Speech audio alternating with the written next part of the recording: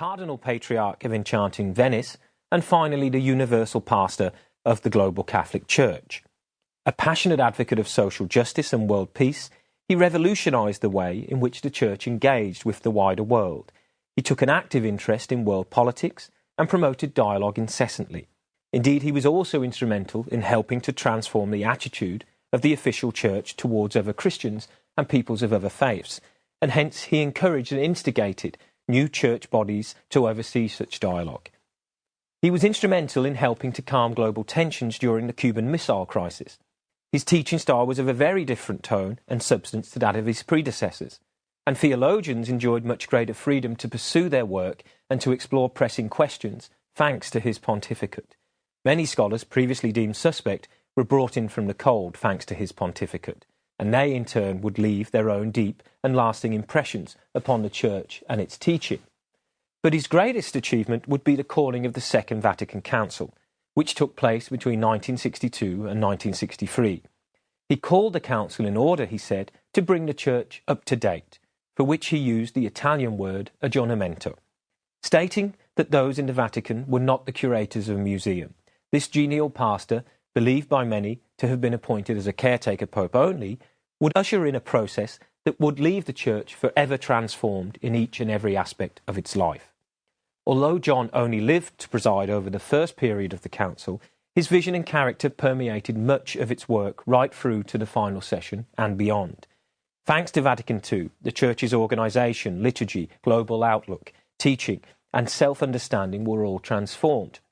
Its relations with other Christians, faiths and people of no faith were likewise radically changed for the better. The Church became a more open church in many respects, and it embraced the modern world at last, vowing to learn from the signs of the times. This monumental part of the story of the Church would merit a special section in an account of the Church's story written at any future point of history, so great were the changes and transformations in a Church that it helped inspire. But the story is neither as exclusively positive nor radically revolutionary as some accounts suggest. Many oppose the changes which Vatican II brought in, and have continued to challenge aspects of its legacy down to the present day. Similar divisions are reflected in assessments of John's legacy too.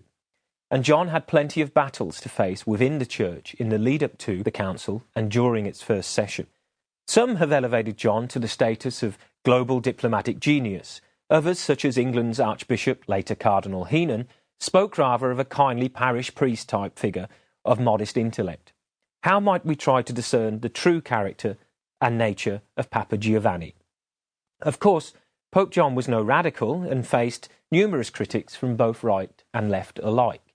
Women petitioned for participation in the council from the moment it was announced, yet no official female auditors would be present until the third session, long after John's death.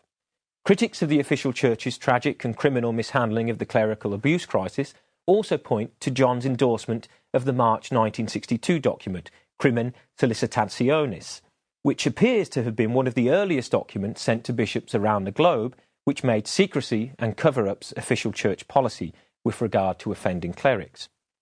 But John spent much of his papacy having to think several steps ahead of his own Roman Curia, the Vatican Civil Service. He was also a moral realist, realising both precisely what the Church and world might be ready for in terms of change and what they were not yet ready to embrace.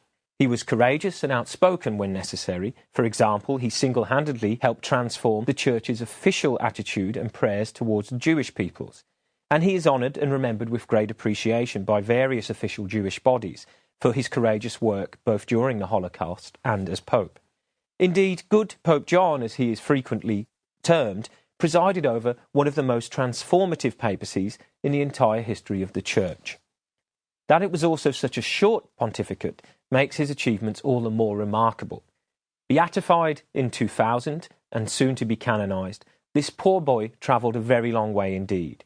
With a keen and sensitive eye for the importance of history and also of the transitory nature of even the Church's own impact upon it, the genial pastor will be judged by history to have been a truly good pope who really did open up the doors of the Church and enabled the refreshing winds of change to blow throughout its many rooms and corridors. He was a genuinely holy and compassionate soul who left a deep impact upon so many of the people who encountered him, as well as upon the Church and world alike. He has, therefore...